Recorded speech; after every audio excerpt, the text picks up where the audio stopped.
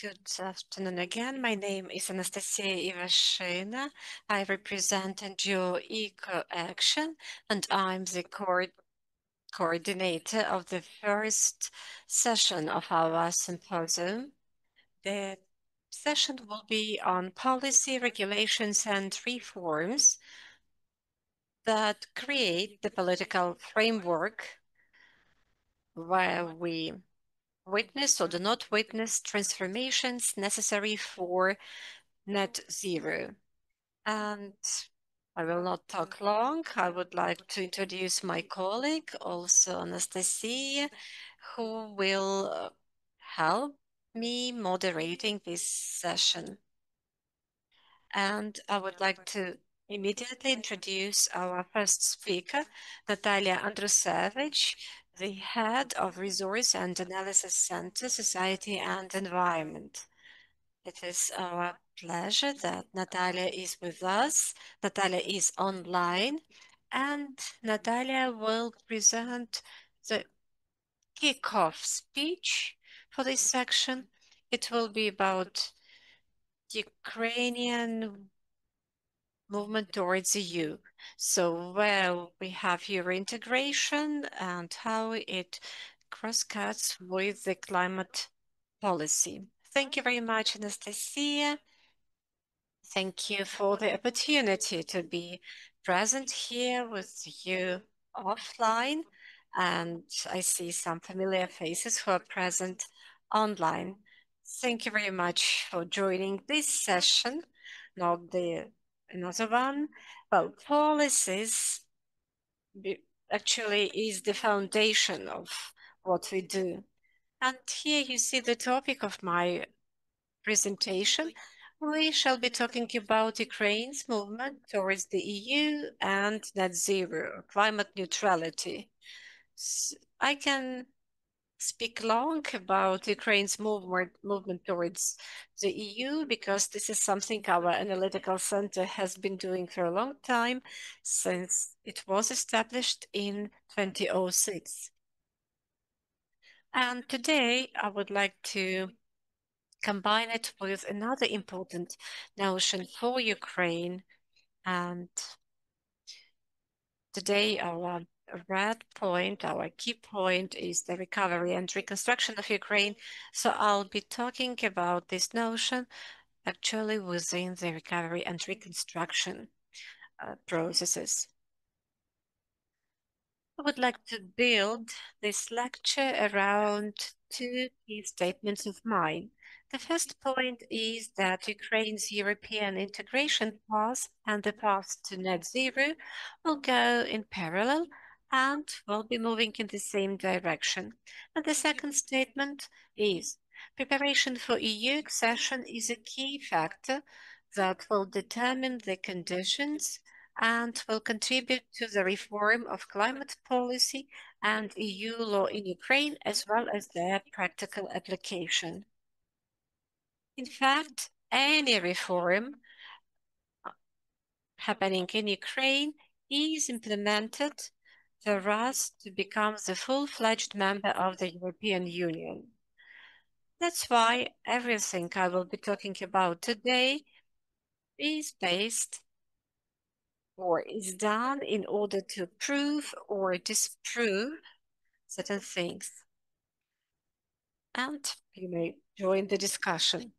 When we are talking about political framework, how we move towards the European Union within the context of climate policy and climate development, one can depict this journey with three key points.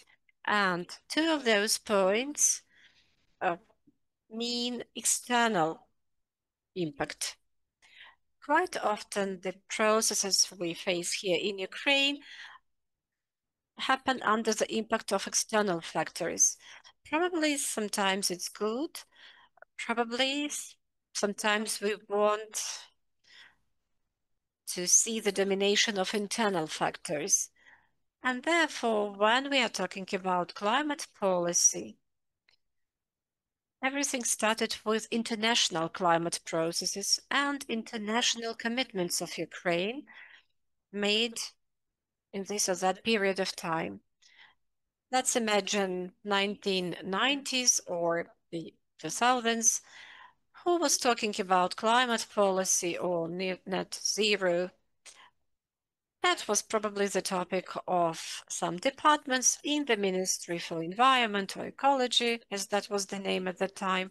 That was the topic interesting for the environment activists that regularly visited the meetings of the climate convention parties, and definitely the topic was interesting for the scientists researching climate issues, and all those spheres are still present in Ukraine and are quite active.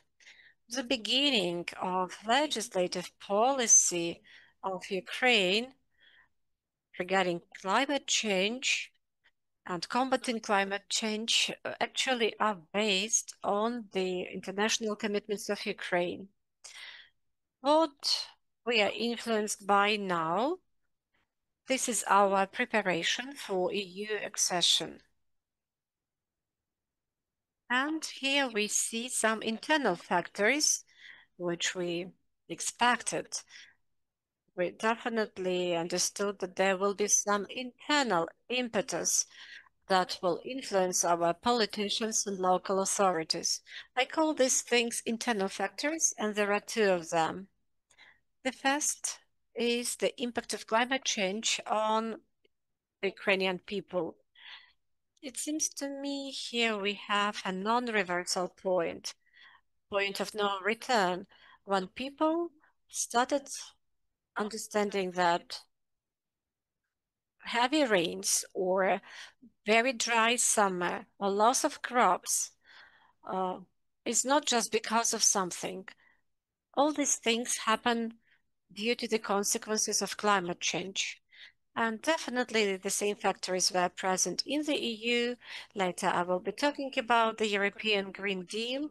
And again, we see this influence here in Ukraine, and later I will show you some sociological survey results. And the second point is the need for post-war reconstruction, taking into account climatic and environmental factors.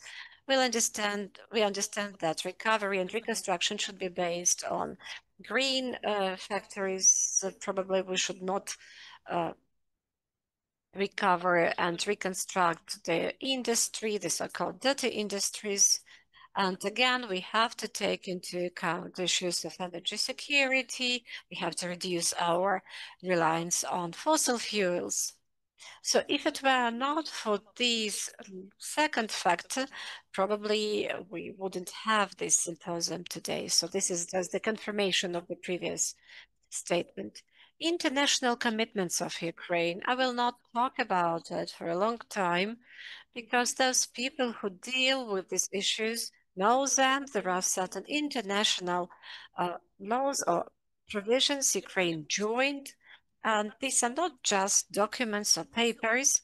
Every act, every law means the entire process. When people attend meetings, there are parallel processes going on. There are certain initiatives launched, and now Ukraine is preparing for a meeting on climate change convention parties, which will take place in Brazil in November.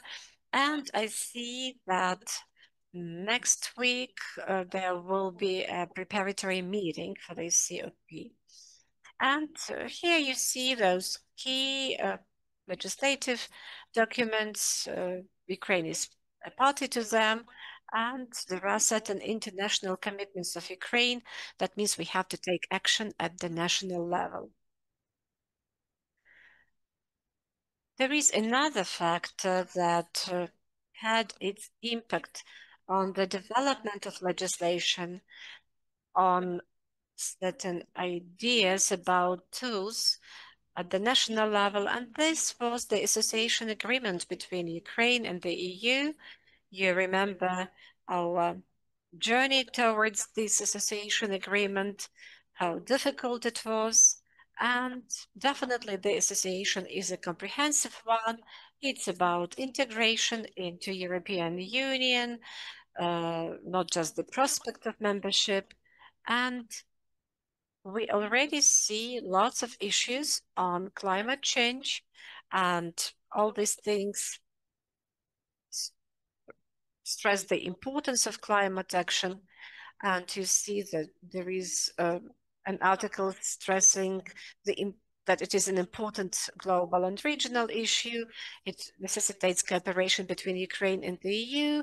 There are articles stressing the development of scientific potential and capacity. And there are also two annexes which are important for us. This is Annex number 30, which establish a greenhouse gas emissions trading scheme, and it's about implementation of certain directives of the EU. And actually, there are three key documents which are on climate issues. So once again, this is about greenhouse gas emission trading scheme. This is about fluorinated greenhouse gases, and also regulations on substances that deplete the ozone layer. This association is still in force. We are on the way to the EU. We are the candidate state towards the membership of the EU. So the association will be in place until we sign the membership agreement, which will include new provisions for Ukraine. So this association agreement is in force. We have to implement it. And actually, the number of our commitments go beyond those three acts or bills of the European Union mentioned in the association agreement. And later I will mention some of them in details. So once again, Annex number 30 is more about approximating the Ukrainian legislation to the European acquis. And there is also Annex number 31. It's more about policies and application of international mechanisms in Ukraine. During COVID time, people discussed the issue that Annex 31 is a bit outdated because at that time we already had Paris Agreement and it was necessary to implement it. And there were lots of discussions that these two annexes should be updated, considering that there are new developments in the EU and new legislation appeared, and we have to join them as well. However, due to the full-scale invasion, the process was suspended, and later it lost its topicality because we wanted to join the EU. We submitted the application to the EU on membership. We got the candidate status and so on. Still, this association agreement was really significant for climate policy agenda formation, as well as other sectors, for example, environment sector. Now we have lots of laws we have to implement, and we are ready. We understand, at least we do hope that our officials understand what is the EU directive, what is the EU regulation. We understand where the problematic issues are, where it touches upon business issues, and we have to talk to business community to ensure that they are not against certain laws voted in the parliament. So it was a nice lesson for us and a nice preparation uh, on our way to the EU. I have already mentioned that we wanted to know the opinion of the citizens, and our first survey was conducted, it seems to me, in 2018, when we used the methodology of European Barometer, which was used for the European citizens. So we asked the Ukrainian citizens about different issues, about climate change, about environment. So in 2018, it was more about environment and less about climate change. There was a very interesting tendency observed. We see that people become more and more aware of climate issues. For example, in 2018, it seems to me only 16% of respondents mentioned that climate change is a serious problem. In 2022, it was already the war, there were more people mentioning the importance of climate change and need to combat climate change. And this slide shows the data in question. You may go to our website and it has lots of statistics. On the one hand, we see that people understand the importance of climate change and environment protection, but when people are asked about their own practices, about their behavior, and what they are ready to do in order to change their behavioral habits or consumption habits, the situation doesn't look that nice. Here you see the data from our recent research, which was done at the request on European Climate Office, GIZ, and this data will be important for the ministry to formulate its communication strategy. So how the ministry will communicate the issues of climate change to common citizens of Ukraine, what can be done. So far, this communication plan does not exist. It is being developed, but at least the survey has shown that Ukrainians see climate change as a serious problem and that people feel the consequences of climate change. And you see that people mention deterioration of health due to extreme weather conditions. People feel need for additional cooling, conditioning of premises. People mentioned floods and hurricanes, and all these things are available at our website.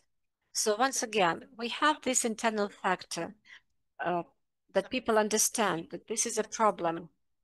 And at the local level, now we see certain vulnerability assessment in a certain city or in a certain region, and later certain adaptation strategies are offered. And that means that people are more ready for these things than, for example, 10 years ago. We generally have this discussion during the war, whether climate things are topical. Some people say, well, definitely this is not the topic to be addressed during the war, but this survey was conducted last year during the war.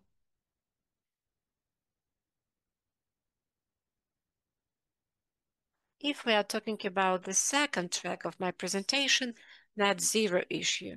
Actually, the issue of net zero has become part of political discourse and has become part of numerous researches.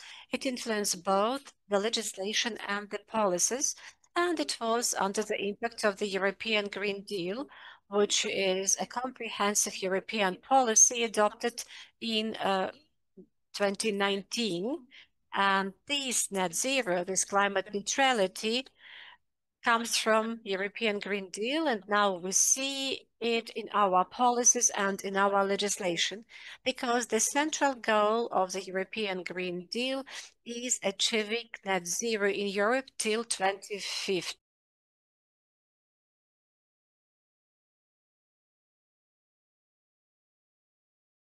Ukraine was really interested in that issue, in these policies, and there was a general willing of government to become the part of this European Green Deal, and we have been working in this relation really actively. And we also have the change of course. So if in the 90s no one was talking about the climate deals, we only have the Ministry of Environment, and that's the first time when we have actually heard this issue being raised on that high level. So the Ministry of Economy started speaking about the climate, about some climate policies, about legislation, instruments, European Green Deal, and the Ministry of Education has started speaking about such issues. So it has become a really interesting phenomena of such an actually influence on policies, and that this process has become one of the points of interest.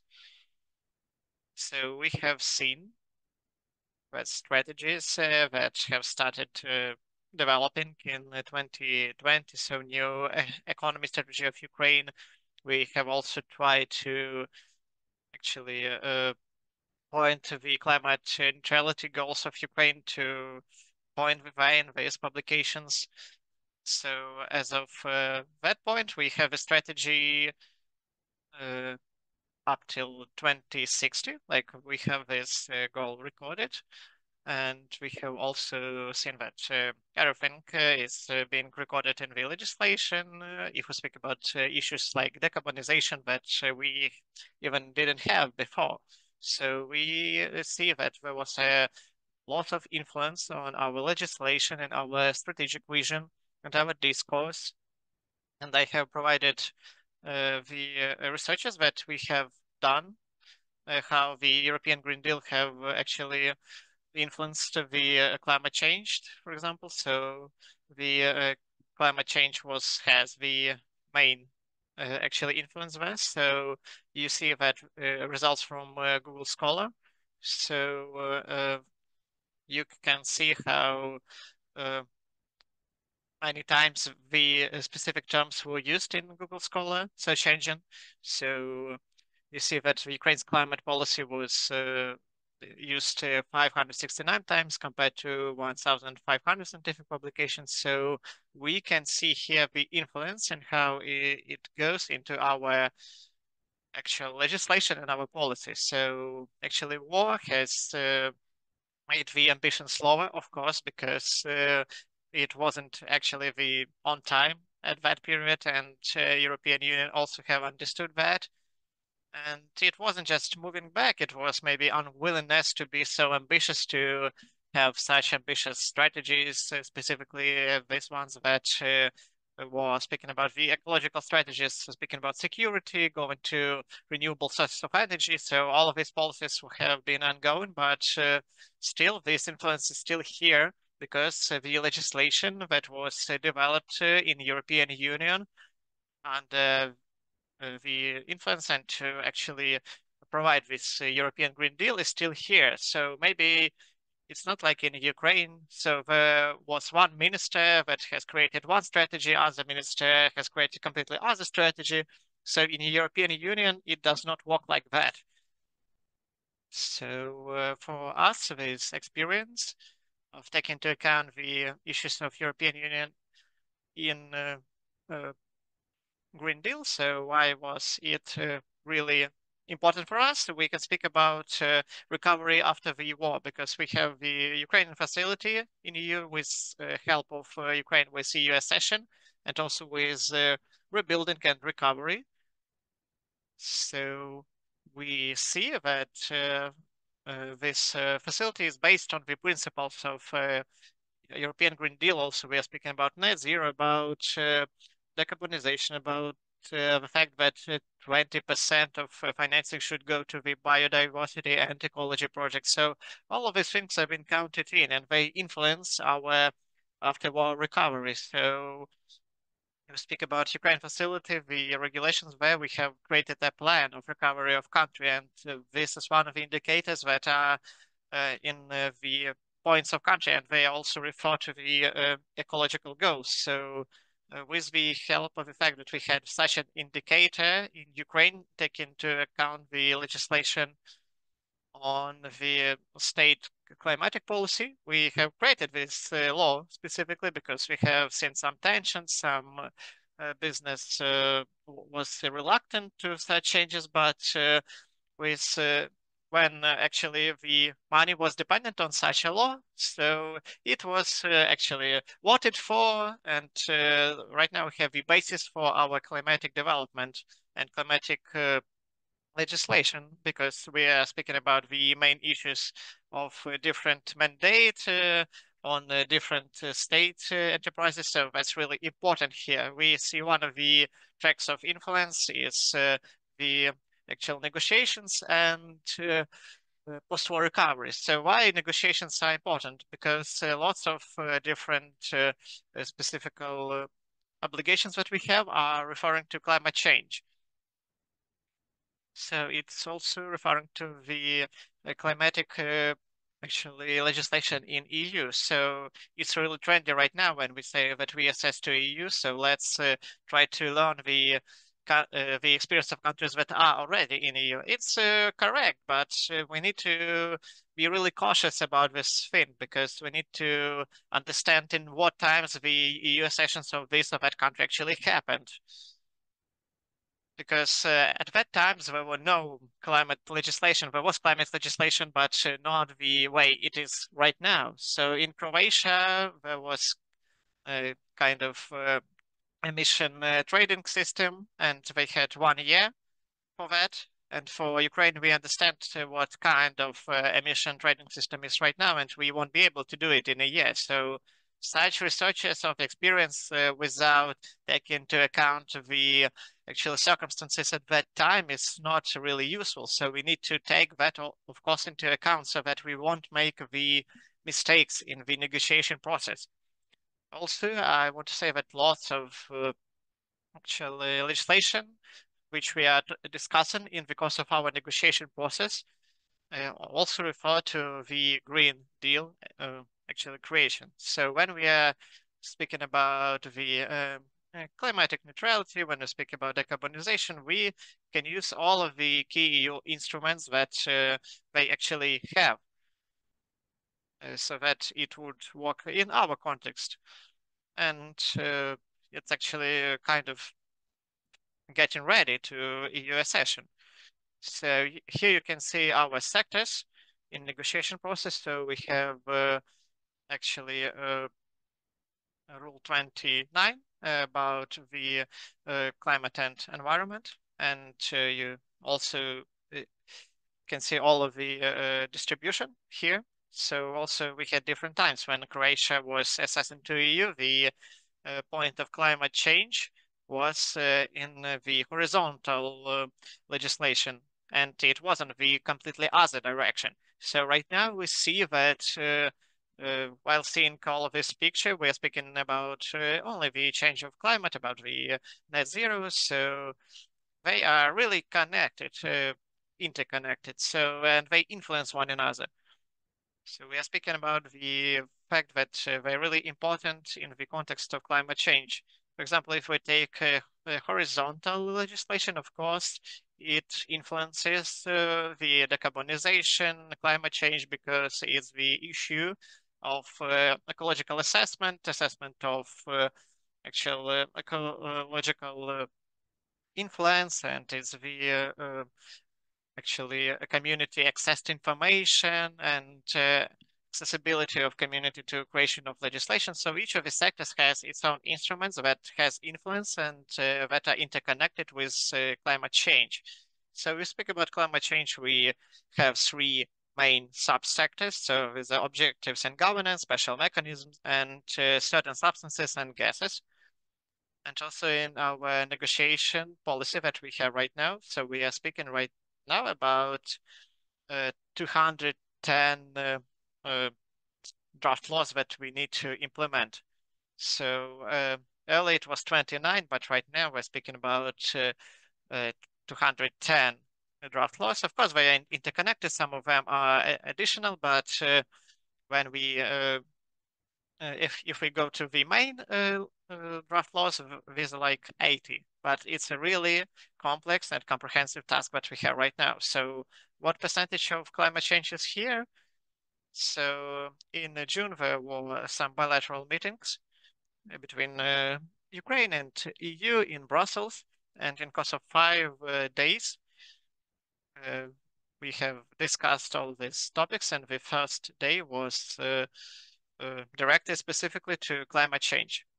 So it was 1/5 of all of the obligations that we have right now, and they refer to the climate change issues.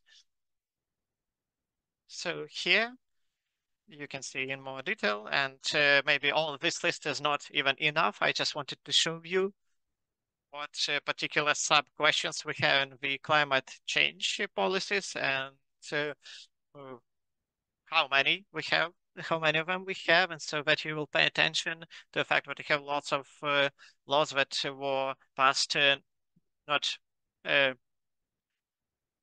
not that early. So you see some laws in 2024 and on actually screening meetings and speaking about the questions that European Commission actually asked to us in the questionnaire. We understand that what they are referring to, they are paying attention to the last laws, and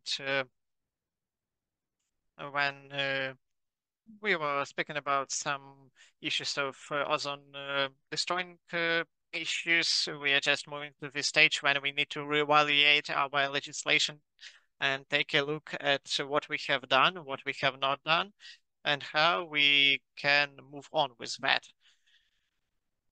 So it's really an interesting issue.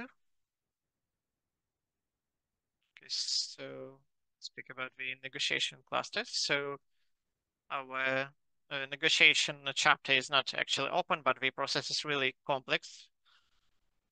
So apart from what we actually think about it, so accession may be faster politically to implement all of the legislation and do all of the things. It will be really comprehensive and complicated to us, but the decision it should look like it will be a political decision for our accession to EU, take into account the context of the last things that was said on the conference on recovery this summer when Marta Koz, the Euro Commissioner on the terms of EU extension, she talked about 2029, like it's the time when she will still be on board, and it is her personal ambition so that the Ukraine will become a part of EU to that point. We're really happy hearing that. We understand that there will be some political processes there, but bureaucracy is still here.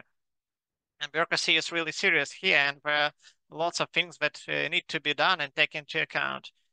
So here you can see a different negotiation clusters according to which the negotiations have been ongoing. So our part is the green ones. If we speak about climate change, together with energy, with transport, with European networks, this is our cluster, the fourth one. And it has four main negotiation points. So if we're speaking about the negotiation process, we are moving really fast, even in those bureaucratic frameworks that European Union gives to us. So on all of the issues you can see, or you can read that for Ukraine is the first country that in such short terms have done something for actually EU accession. So you can see the chronology here, so that we have actually did the application for accession in the February of 2022, and on 23rd of June we have obtained the candidate status. So between these events, there were lots of events ongoing, and the beginning of war. As of today, we felt this kind of unity between the state power, between community, between experts, when everyone has understood that we need to work for one joint task. And all these bureaucratic things that we got from European Commission, for example, filling some questionnaires, it has lots of questions, lots of pages, and there were not only the state bodies taking it into account, but some representatives of community. And in course of a couple of weeks, Zelensky gives the book with all the answers to questionnaire to the European Union. So the process right now is really fast, and in 2020, in the June of 2025, 2024, we have actually opened the accession negotiations. So, and right now we have the really detailed work on the particular chapters of negotiations. So here you can see our bureaucratic way to European Union. So we are really right now on the starting stage here. So it's screening. If we are speaking about chapter 27, we have gone through the clarification session in the May last year. It's when European Commission, there was delegation from Ukraine, from you, and they have actually explained to us what actual chapters needs to be discussed, what needs to be changed. There were also bilateral meetings, like screening meetings in June of this year, and there was also lots of discussion from different ministries and all of the actually interested bodies. We have spoken about all of that, and it was a really great work. So that we have prepared 73 presentations. There were 73 points in agenda. We have prepared 73 presentations with detailed analysis of on which stage we are right now, speaking about this or that chapter, what are the next steps that we are planned to do.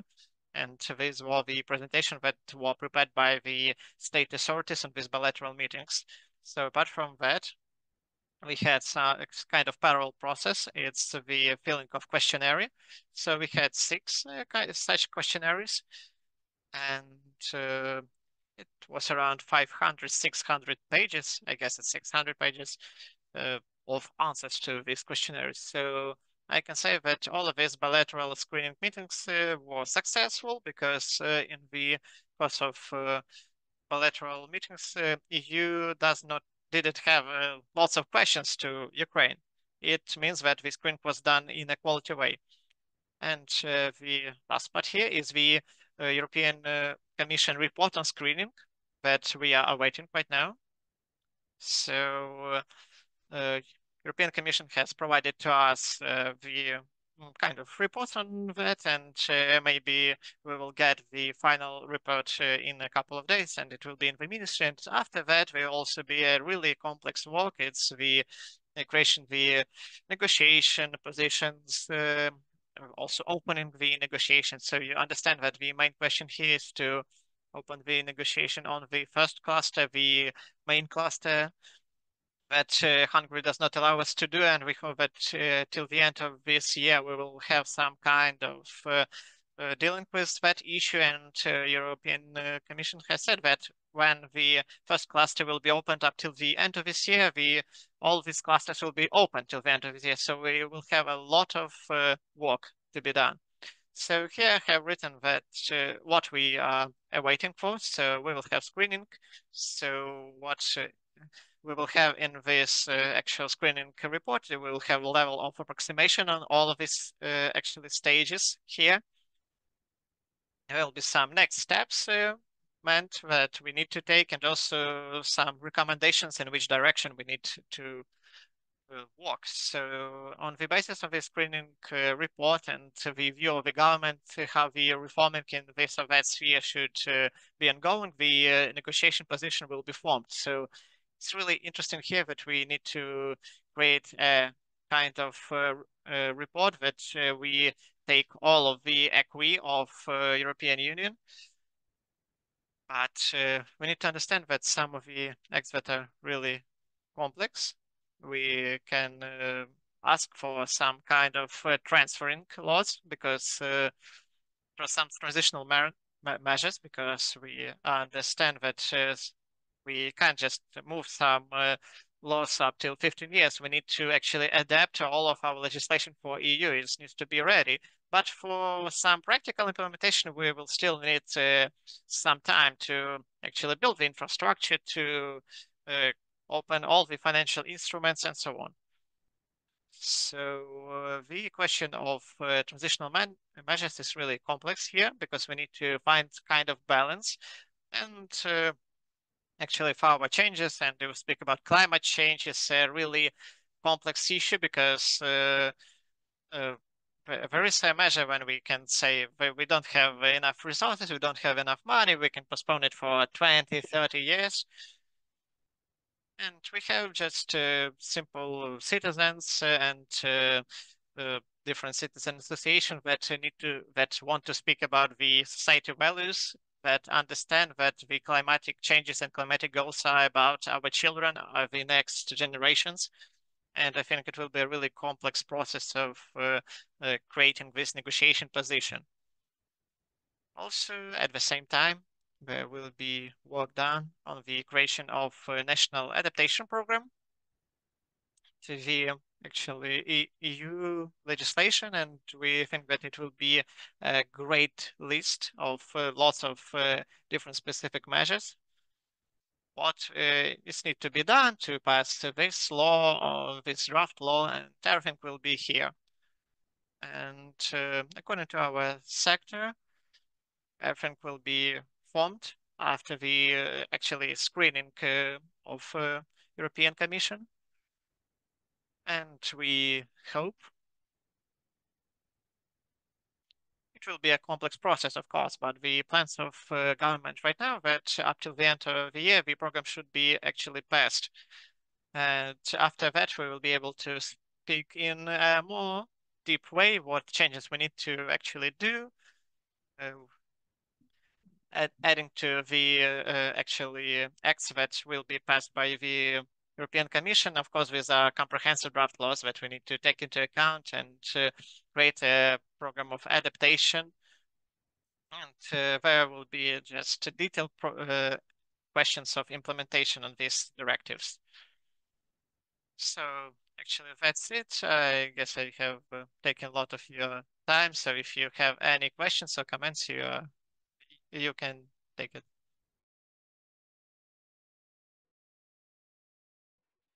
Thank you very much, Nataliya. We have just 5 minutes for Q&A, and the other questions may be asked during the lunch break.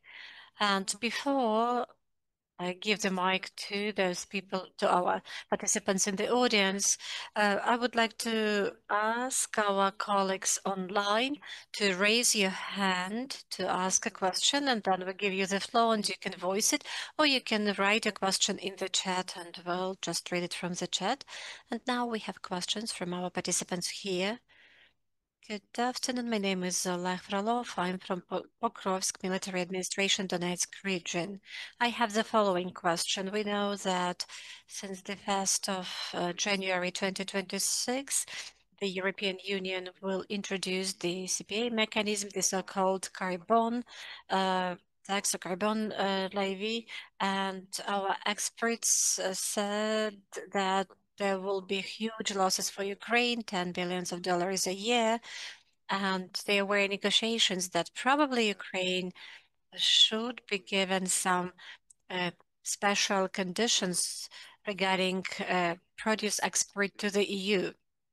And I would like to ask you about those negotiations, whether there was any decision made, and also after the full-scale invasion, they actually were discussing that probably they should postpone this tax, this levy. It should be launched not since the 1st of January 2026. Thank you for the question. If we are talking about the so-called CPOM, well, it has a bit different color, let's say. We are getting ready for becoming the members of the EU, and that means we'll be on that part of the border and we'll be applying this tax, this levy, on the third countries that will bring their products to our territory. So within the context of negotiation, this is exactly what is discussed, and the presentation has prepared a presentation on this, how we should be ready for this, what institutions and procedures should be in place, and so on. So this is the negotiation track. What you are talking about is more about European Green Deal, and it was one of the mechanisms to ensure compliance with the goals of the European Green Deal. And the businesses had a question, and that question was voiced as far back as 2020, how it will influence the business community. So if we take, for example, civil society, environmental activists who are trying to reach certain environmental goals, then the business was addressing more the opportunities mentioned by the EU, how to decarbonize the industry, how to be competitive on the European market. But lots of attention was paid not on the opportunity, not to the opportunities, but to the barriers. Coming back to your question, I know that the government addressed the European Commission with a letter, and European Commission is still considering this letter. This is their power, their decision, and right now it is being considered by the European Commission. Thank you. We can take just one question. If there are no questions, we have to get to our next session because we are a bit behind our agenda. Thank you very much, Nataliya, for very comprehensive presentation. Nataliya, are you here with us? Will you stay with us? Because probably people will have questions, so they will come up to you and ask them.